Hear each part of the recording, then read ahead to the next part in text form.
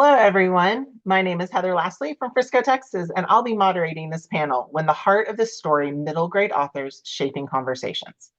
These fabulous authors have written coming-of-age stories that grapple with truth, growth, and consequences. So let me introduce our authors today. Let's start with Huda Al-Marashi, the author of Al-Marashi from Penguin Young Readers, coming out February 24th of 2026. Welcome. Keller, the author of When Tomorrow Burns from Random House Children's Books, coming out March 3rd, 2026. Next is Chrystal D. Giles, the author of Listen to the Girls, Random House Children's Books, coming out on May 5th of 2026. And Chanel Miller, the author of Moon Without Stars, Penguin Young Readers, coming out January 13th, 2026. Welcome, everyone. So before we jump into your books, I feel that middle school is such an important time for readers. They change the most. So would you paint us a picture of who you were in middle school? Anyone can start. Oh, sorry. Huda, let's start with you. Well, much like my main character, I was switching to Catholic school at the start of middle school when I was in sixth grade. And I have to say that it was actually surprisingly for middle school a really positive change for me because uniforms were such a great equalizer. I will say that like not having that social comparison really changed my life and also having a much smaller classroom size. So it was also the opportunity to be seen. So I think we often hear like tough stories about middle school, but for me, it was a chance to be seen and it was for a chance to get rid of some of the angst about what you wear to school. Oh, yes. And I'm sure your parents' budget was very happy about that too, Yeah. as a teenager. Hey, Tay, what about you? So I struggled in middle school socially. I feel like that's part of why I am going back now to middle school to like heal that part of myself. But I struggled with bullying. I was really shy and quiet. I was like, I always got on my report card like Tay's so smart, but she never talks in class. But I was such a dreamer, and I always was like imagining other worlds, and I knew that I didn't know much of anything, but I knew that I wanted to be a writer. What about you, Crystal? So I actually had a great middle school experience to start with. I loved learning. And so I was like an honor roll kid, and probably little bits of that perfectionist part of me started then too. But then I also became very aware that as a middle schooler, you had one face and then a second face. And I think I started to compartmentalize bits and pieces of myself in middle school. And so I realized that some things were going to be secrets and some things you were not going to say out loud in front of people. And I think that's something that started right around the age of 11 and 12, where you can be more than one person in a single body. Oh, absolutely. And what about you, Chanel? We did not have uniforms. I was in Northern California. Hollister was very popular, but very expensive. I remember my most worn shirt was pink from Hollister, and it said, "Hello there." And it had a dandelion with the seeds blowing, but all the seeds were diamonds. um, in California, since we're outdoor, we never had like a cafeteria. Like I would see those bullying scenes in the cafeteria, but we would go into groups and gather around trees. And so you could actually disappear very easily around campus, which maybe alleviated bullying. I Mhm. will say I was, nice enough, accepted by the popular kids, and I never executed the bullying, but I was very imaginative for ways to exclude people. So I was Yeah. like this idea generator. And I think probably why I write is to perhaps atone for some of my ideas. Well, and middle school is just so like I always tell my kids, you're going from 11, at least here in Texas, we're going from 11 to 14, and there's so much that changes and voices deepen and friends moved from one to a different group. And I went from like 5'4" to 6'1" through the course of just middle school. And like that in itself is traumatic enough, but put it together with all the people. So it's just it's such a weird age, but it's such a wonderful. I've been doing it for 21 years and I love middle school kids so much. Okay, so let's jump into your middle grade novels. So I kind of put y'all on a time limit of try to do a summary in a minute or less. This is a game show at this point. So let's start with Chanel. Let's tell us about your book. All right. My protagonist's name is Luna. She's 12 years old, seventh grade, Northern California, biracial. Sounds like somebody you guys know. And she has a best friend named Scott, and who is very sweet, this boy. They grew up together. So Luna inherits all these books. She becomes the book doctor on campus. So anytime someone is going through something, they slip a note into her locker. She prescribes them a book. Eventually, she comes across an issue where she thinks, you know what, I can speak to this better myself with my point of view and my lived experience. So she makes a zine for this girl. And so Scott's begin illustrating zines, Luna begins writing them. This operation is successful. The popular kids catch wind of this and start kind of using Luna to make zines for their own purposes. And things begin to unravel from there. And Luna has to start really sitting with what's important to her, who's important to her, who she values, and has some intense reckonings.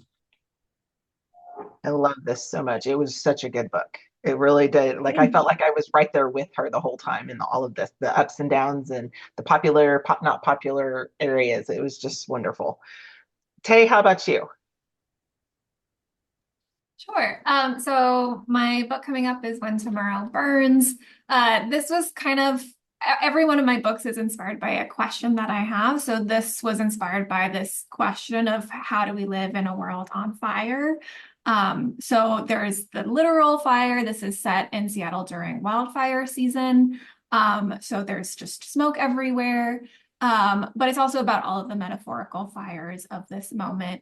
So there's three kids, Nomi, Arthur, and Vi, and they're dealing with everything that comes with trying to navigate the world right now. Social media.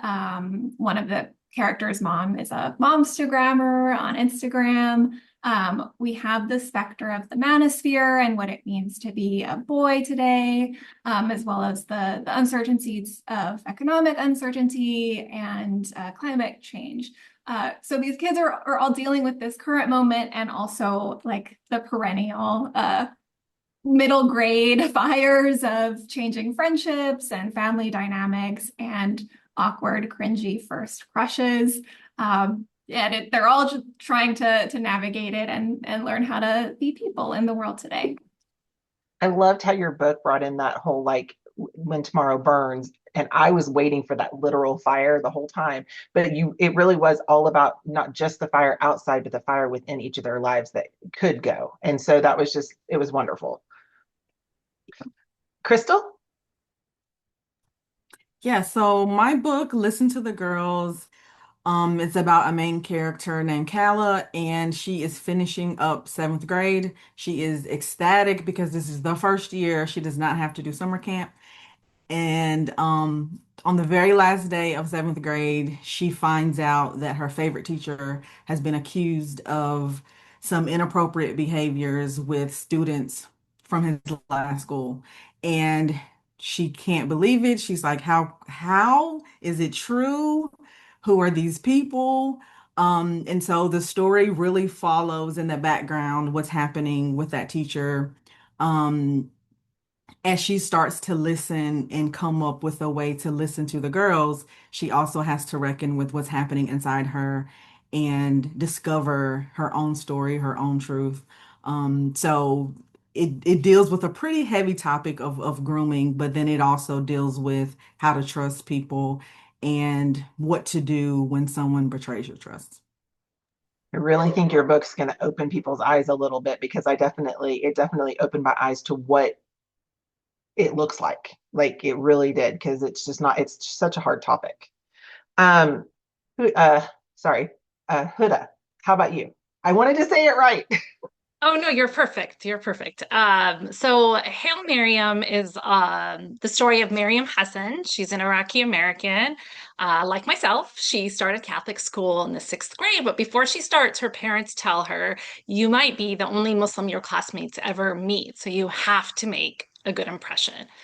So we get to watch Miriam flail and struggle as she navigates her faith, her family, her friendships, but probably the things she struggles with the most is that very heavy burden of representation. Well, and I also, like yours, I felt oldest child syndrome so much. Oh, for Like, sure. oh gosh, Yes. like being the oldest child myself, Yes. I felt it the whole time. So, Absolutely. Yes, I think that's definitely her internal arc is her eldest daughter syndrome for oh yeah. sure. So I'm actually going to start a little differently than I normally would because of your amazing writing. I'm actually going to start with our secondary characters because the friends of the main characters were just so well thought out and so fleshed out that I can't leave them out. So I'm going to actually start with them. Middle school is hard because each person is changing so much that friends have a tendency to shift and evolve, which we see in your stories. Will you tell us a little bit about how you went about writing these characters? I'm also wondering if they're based on someone from your like middle school years. Did you kind of take something that you had back then and bring it forward? Chrystal, let's start with you.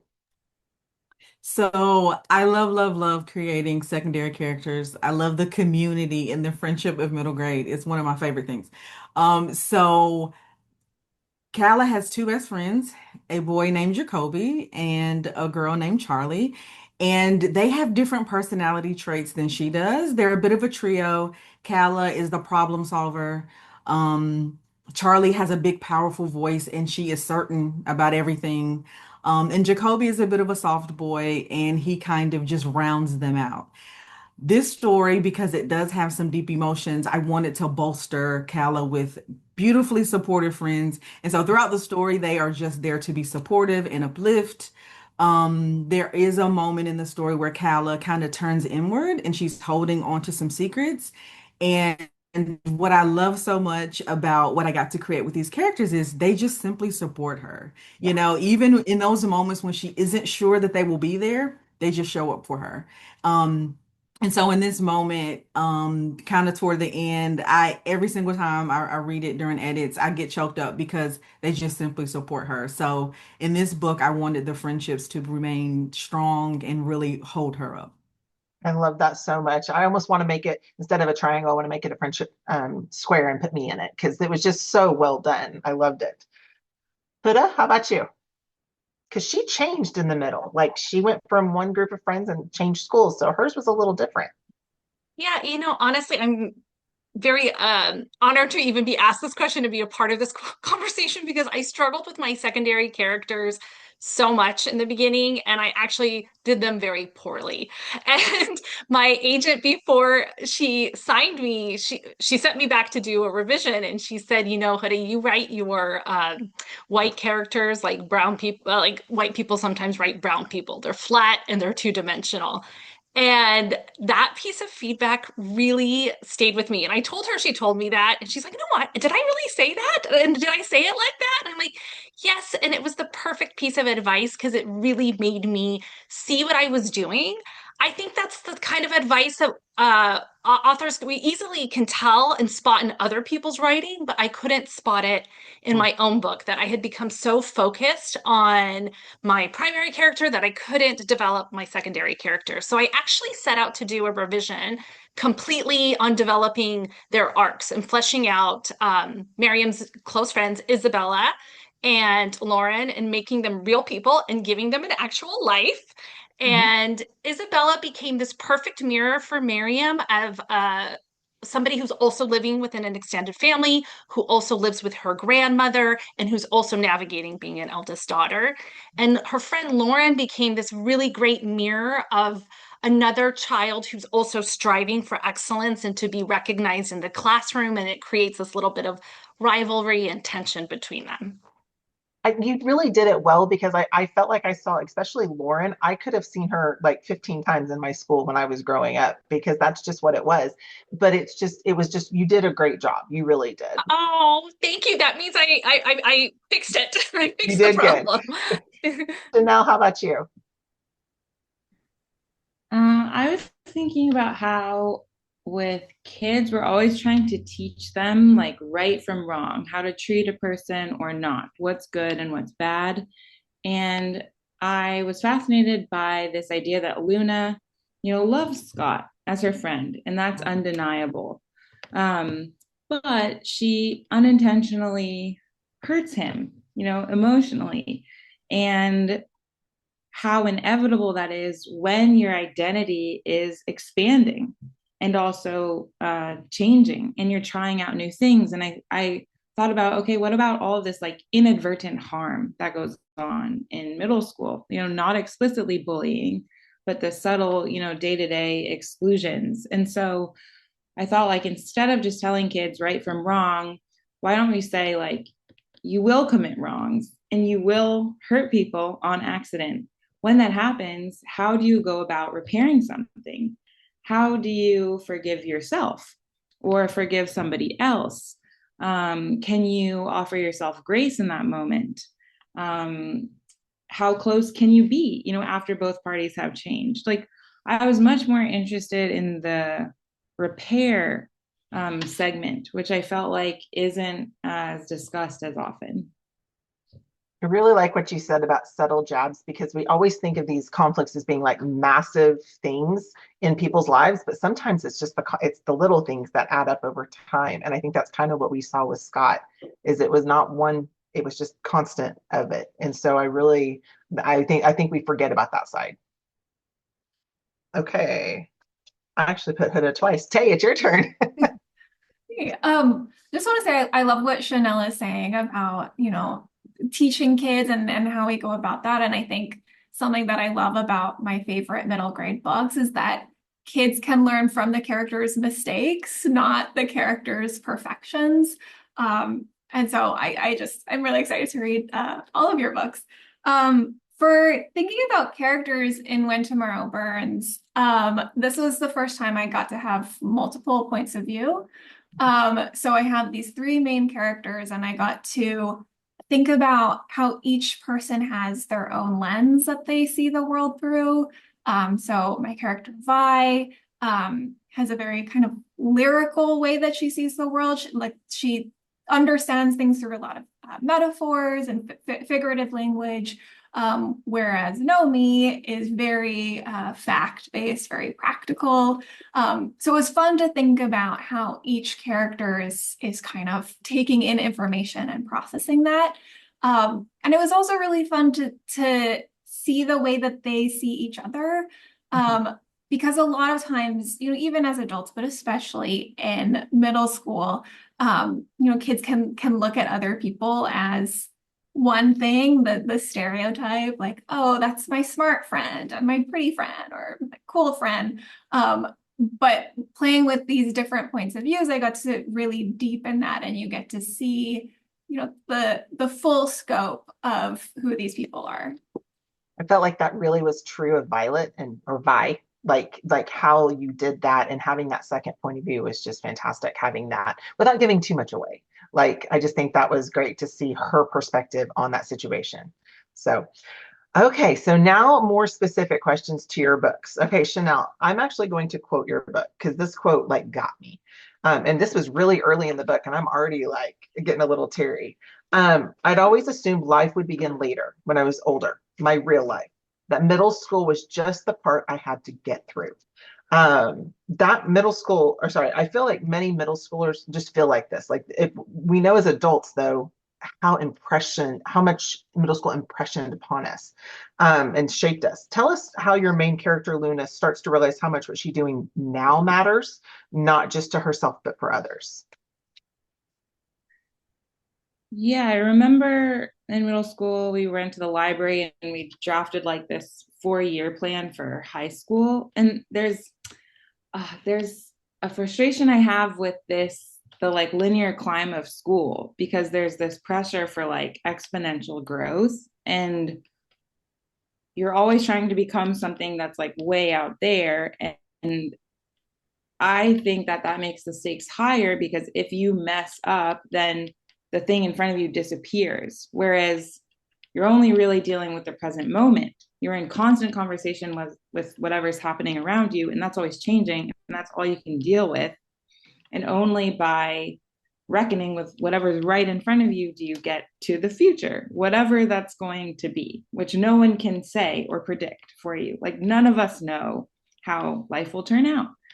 And so I wanted to rock Luna so that she has to really look around and think, like, what happened? Like, where am I now?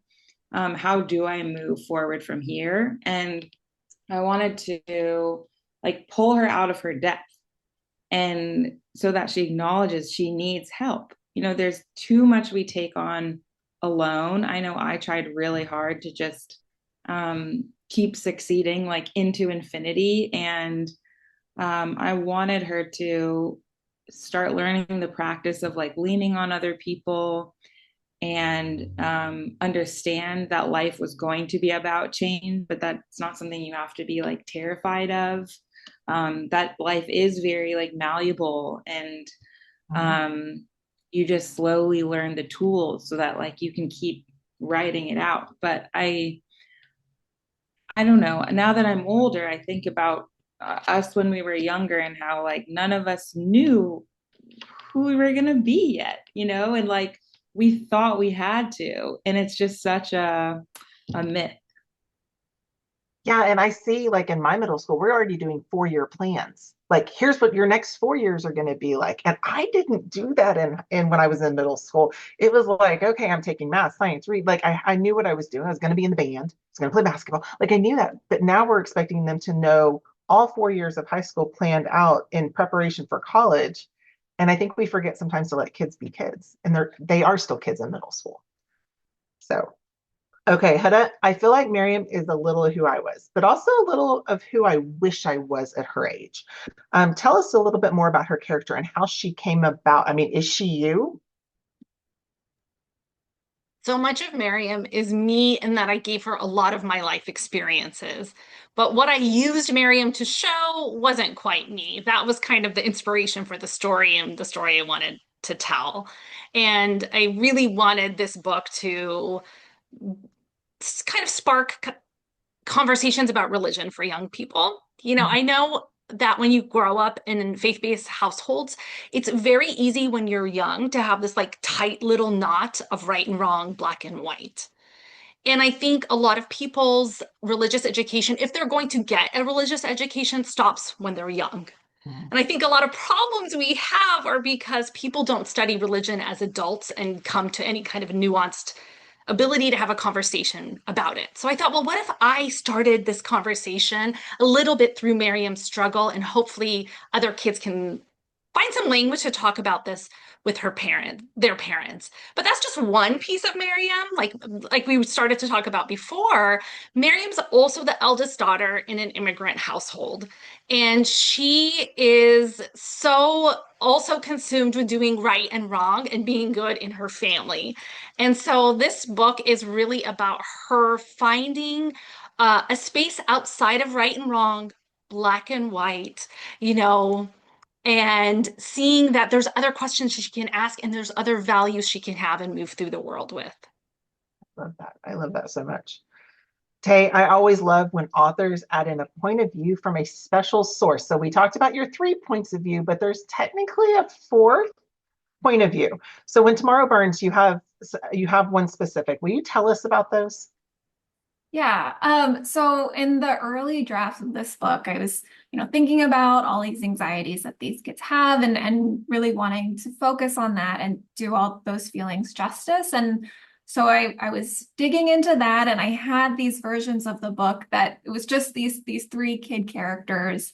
And it kind of started to feel like I had accomplished this goal of like validating the feelings that these kids are having, but I wasn't giving them any sense of, like, a comfort either. It was kind of like, yeah, like, the world is scary, and you can't do that in middle grade. You have to give this sense of comfort and hope as well. And so I started thinking a lot of what gives me hope, what gives me comfort right now. And it was a lot of learning about history, a lot of learning about the work that people have done over the course of hundreds of years to make the future better. It was learning about community, and it was learning about nature. And so I ended up bringing in ultimately this fourth point of view, these interludes from the point of view of the trees of this forest. And I started thinking of it like my Greek chorus forest. But the trees were kind of talking to the reader about, historical moments, moments of connection that these characters don't even realize that the ways that they're connected to each other and to people present and past, but the reader realizes that. And I really wanted to give my readers this sense that things can be really scary, but we're not alone, that we are connected to the humans around us, and that we can be part of something bigger than just us. I loved it. I thought it was done so well. And it took me a second to figure out who was talking, but by the end, you're like ready for that next part where the trees do talk again. And I loved it. Chrystal, I love the idea of a social network that has an element of safety for students, especially in an unsafe social media world. But I also worry about the same things that the parents worried about during that. Why did you find it was important to use social media as the platform for your listen to the girls? So you tapped into the struggle that I had writing this book. I'm also a parent, and I hope to keep my son away from social media for as long as I can. And so I really struggled with what medium to use for communication. And I thought about every other possible medium. And I kept coming back to 2 points. Number one, I write contemporary realistic fiction. I cannot talk about seventh and eighth graders without having social media. They will not believe me. And being authentic is very important to me. Also, my primary audience is my young reader. And I know adults read these, but my primary audience is the young reader. And so I have to be authentic for them. So social media just had to be it. And so I said, okay, how can I do this in a way that is responsible but also honest? And so there is some early conversation about how people can be doxxed and harassed online. Um, I got to read Tay's book, and so I was so happy to see a little bit of that as well. But then I wanted to take those poignant, important conversations and move it to a safe, secure space. And so I got to kind of have both of those. And so Listen to the Girls ended up being this safe space that they got to have community and conversation. And so I hope I got to deliver both of those. But I just decided I could not shy away from social media in today's landscape. I just didn't think there was an honest way to not Yeah. include it. Well, what happened to the days of passing notes in class, right? Like we had to do that. But you're right. I mean, it is in our time frame today for sure. Okay, so Huda, a major part of your story is Miriam's struggle between her family religion, Muslim, and her private school's Catholicism. I feel like society has made religious conversations so taboo, but you handled it with so much grace and openness. I learned a lot from your book in the end. In fact, I will be honest, I teared up at one point towards the end when the conversation happened. How much of your personal experience did you bring into this? Well, first of all, thank you so much for that question because it means a lot to me to hear you say that because it's so much my mission and my motivation and the message and what I hope this book conveys. I poured a lot of my background in it. I went to Catholic middle school, I went on to go to Catholic high school, and I went to a Jesuit university. And then my grandmother was Lebanese Christian. She died when my mom was very young, so we didn't have a relationship with her. I think if we did, I would have been raised with a lot more of that influence. But in my 20s, my brother found my great aunt in Lebanon, and we went on to have a very long relationship over WhatsApp and with some visits in person. And seeing that coexistence and the way we live together has just been a theme and a gift in my life that I really wanted to share with my readers if I could provide a lens to make that possible for people to also have that same comfort navigating different religious spaces. That would mean so much to me. And I think the takeaway for me that I would love to share with my readers, and I hope that this conversation sparks, is that this is similar to how we approach so many differences, right? Like this is just religion, but this could be any kind of difference in point of view. And I do think that curiosity is the key. When we Mhm. move forward with curiosity, when we meet people interested in who they are, curious about where their beliefs come from, nobody's trying to be antagonistic towards us with their beliefs, right? They have a reason why they believe those things. And that's all we can do is meet each other with an open mind and see where their worldview is coming from.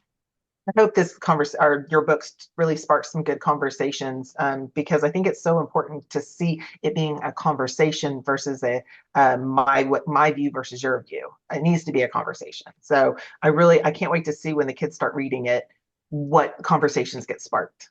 Oh, thank you. I appreciate that so much. So, Tay, I think I yelled at your book at one point when you wrote about the texting of certain pictures that Vi felt, and when she pushed send, I was like, no! Like I knew it was coming. Like I knew it was coming, but I didn't want her to do that, and it made my skin crawl. It made me like just like all over. But it's a real concern for our kids. It's a huge situation. Why did you feel that the situation was important to put into your book? Um, yeah, so this was a conversation I had from the start with my editor of how to handle this in a way that was honest, but was still age appropriate. So it's very much the whole time focused on everyone's feelings instead of like describing anything like Mhm. specific about like the, what she's sending. But I knew that I wanted to include it, especially because even for me, like I didn't have a smartphone in middle school, but it was the time when I felt like all of a sudden the boys around me in my class were talking about like the girls and our bodies and in a way that just made me feel like ill and uncomfortable and scared. And I remember a really specific incident in my middle school when I was sitting in class at one of those pods, with these two boys at my desk pod, and a girl was going up to talk to the teacher, and she was wearing this skirt, and they just started talking about like, oh, I think you can see through her skirt, and they were just having this conversation in class, and you couldn't, but the fact that they were having this conversation about my classmate in front of me, like I think it was the first time that I kind of like experienced that split that I think a lot of women can relate to of like you are existing in your body and you're perceiving the world, but you're also always aware of how other people are perceiving you. And I wanted to capture that feeling for a middle school girl that I think is so important to address. And now like the extra layer of everyone having these smartphones and sending pictures like this and sharing pictures like this. Like Chrystal said, if we're writing realistic contemporary fiction, I think it is important to address what's happening in the world today. Absolutely, absolutely. And I talked to my parents about it when at the beginning of the year when I get sixth graders, and I have to tell them this is real. This is not, I'm not part of the social world trying to tell you it's happening. No, it really is happening.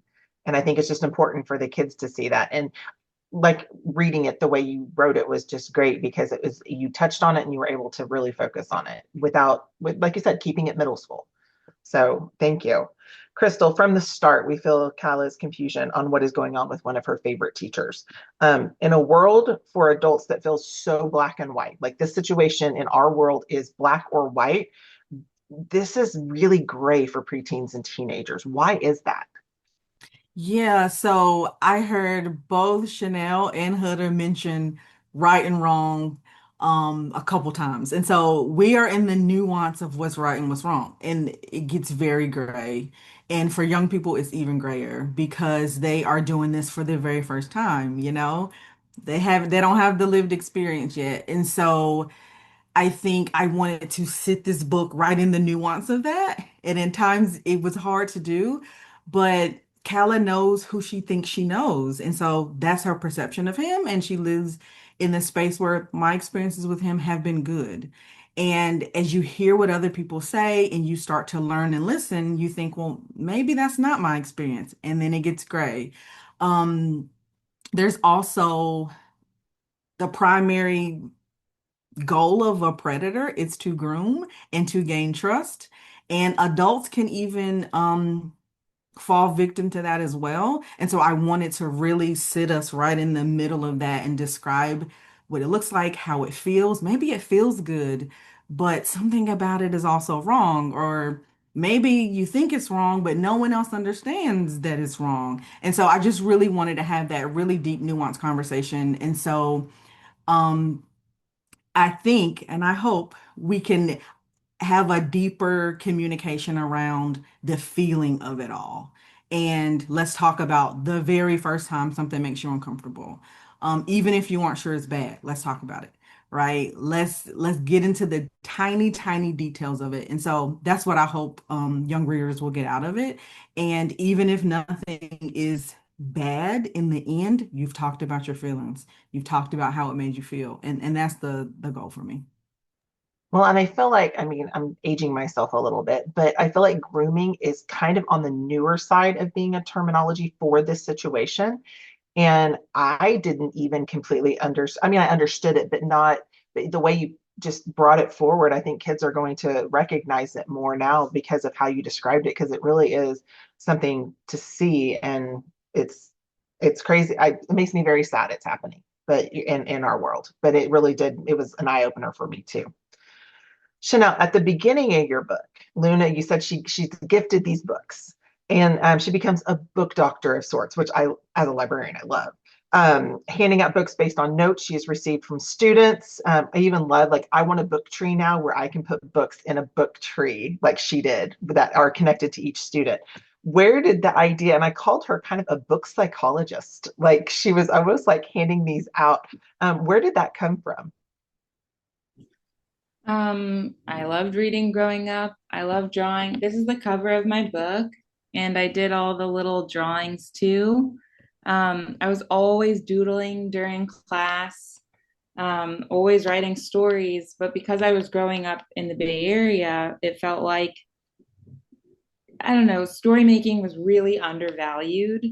And I knew I was good at it, but I found myself being self conscious of all the things I wasn't good at, like math. And we ended up having like 4 levels of math lanes. And I was in one of the lowest ones. And I was like, well, if English had 4 lanes, like I would be up there, but we don't rank it like that. And so I didn't know how to like really own the things I already knew that I was passionate about. And I wish I did. And like, I wish I acknowledged that those were gifts, and that it's like your duty to hone them. So I spent all this time like taking AP biology, which like, why? And I remember when kids would see me drawing, we lived so close to the Google campus. They're like, you should work at the Google Doodle Lab. And they're the team that like makes the Google logo change every day. And like for years, I was like, what if I can't get a job at the Google Doodle Lab? Like it's what, like 12 people? And this is genuinely how I thought. And so I wanted Luna to be proud of the fact that she reads and, engages with her craft very early on, very openly. And she just knows like that's who she is. That's what she wants to do. That's great. Well, and I love that you even gave her time during the book to go home at night and like read the books, and like you could tell that she was spending time doing it, and then the zine comes along. But it was just, I love it. Like that, it makes me want to be like, okay, here's a little book tree for y'all, and tell me what you need, and I'll go find that book for you. Okay, so let's talk about the families, because you guys each had a very different take on families, but they were really influential for who your main characters were. So Chrystal, this family is everything. Like they're everything I hope to be. Like I love them so much. I think even though she kept a big secret from them, I think her family is exactly what each kid at her age needs. So when writing them, who was it in your life during this time what was it, someone during your life you had during that time, someone you wish you had, or who you are or want to be as a parent? Like, how did you like build that family unit? I'm so happy you related to the family because I quite love them myself. I think the family as a whole is who I hope my family will be to my son especially. Because I wanted them to be supportive and I wanted them to listen to her and uplift her even when she was keeping something deep from them.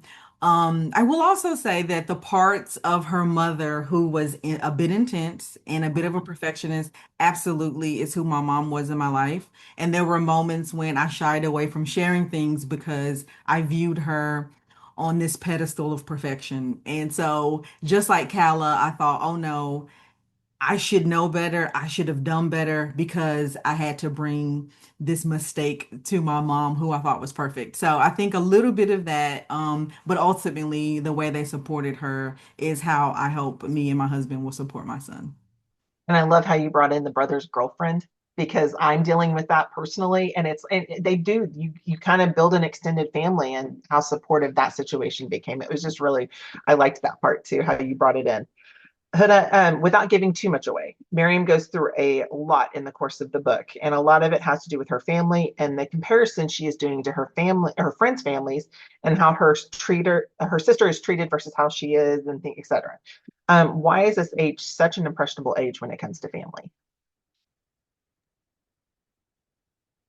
I think a lot of this goes back to even some of the things Chrystal and Chanel just touched on in their previous questions about being seen. You know, at that age, you just need to know who you are in your family dynamic. What is your role in the family? And I think we over listen to the adults in our lives. And we listen, whether those are the teachers or our parents or the aunts or the uncles or the grandparents, and we're trying to form our identity based on things that they are saying about us. And so it's natural to compare. It's natural for the kid to be also listening to what the adults are saying about the other children in your life and trying to figure out where you fit.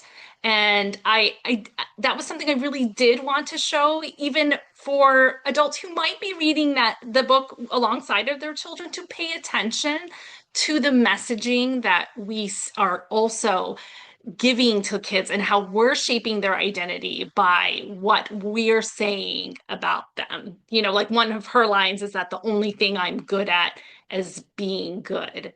Clearly, that's not anybody is not the only thing that they're good at is being good, but that's the only thing Miriam is being praised for. So it's the only thing she knows herself as being good at is being good.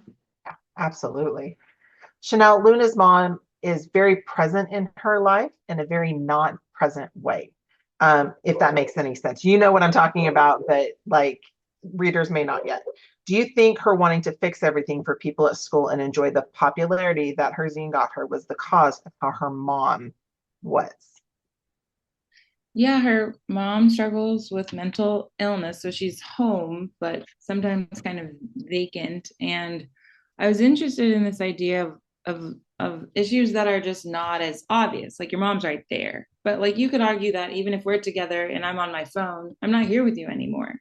Um, and so, what does it mean to be present for someone? And even, you know, with what Luna's going through, I don't think there's anything in the book that's like capital T traumatic. You know, there's not like grand violence or anything. And on the outside, you could say, well, she has friend issues.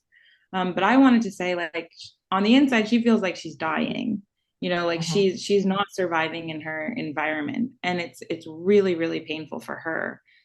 So it's part of why I wrote it from, you know, first person point of view, just like really wanting to, like, yes, there are terrible things going on in the world, but I also respect um, how it feels, like how catastrophic it feels in your internal world when you are this age, you know, no matter what's going on. Absolutely. And like we were talking about before, like sometimes it's not the big things, it's the little things, the constant that is what causes more trauma than just the big trauma. And so I felt that from her a lot.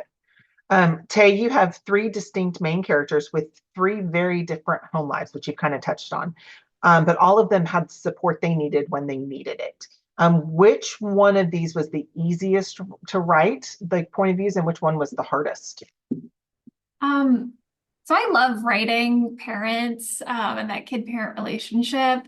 And for this book especially, it was really important to me to, like you said, to have support for these kids because they're dealing with so many scary existential things. I wanted to give that source of comfort, even if the parents are certainly not perfect at points. I think for the easiest or my favorite, Arthur's two dads are very present, very supportive. And they're also like totally this like cringy millennial couple that was very easy for me to write. I don't have kids, but I was like, if my husband and I had kids, like this would totally be our vibe. They'll like drop cringy jokes. They'll just like start talking about institutionalized capitalism. Like it was a lot of fun. And the hardest was Vi and her relationship with her mom. So Vi at the start of the book finds out that her mom has this really popular mommy Instagram account and is using photos of Vi and her sister and anecdotes about them. Sometimes even in like paid ads. And Vi feels this sense of like something has been stolen from her. This sense of herself has been stolen and reframed in a way that she doesn't quite recognize. And so I wanted to address this. I wanted to address this sense of tension that it creates while also not totally demonizing the mom. I wanted to give her like a full sense of personhood and Vi is angry about it, but ultimately they're able to have a discussion about it, and Vi's mom is able to see how it's affecting her kid. And I think that's something as adults, like we don't realize what our social media is going to do to our kids because it's so new to us. And so there's that. I loved how she found it like that. That was, I mean, it's definitely true. I know my kids at this age are starting to say, please stop putting me on social media. And that's their right. And it's just interesting that we've got to do that now. So first of all, guys, y'all are amazing. Y'all's books were amazing. I cannot wait for the public to get a hold of them in 2026. I was kind of looking at y'all's dates. We've got Chanel's comes out in January, and then we have Huda, yours comes out in February, and then we've got Tay's in March, and then Chrystal in May. So you've just got your next 4 books set out for 2026. Like, so y'all are amazing. And thank you so much for bringing these to our middle schoolers. Thank you to our librarians who joined us today. Next, we have the afternoon keynote with Meg Wolitzer and Charlie Pennick.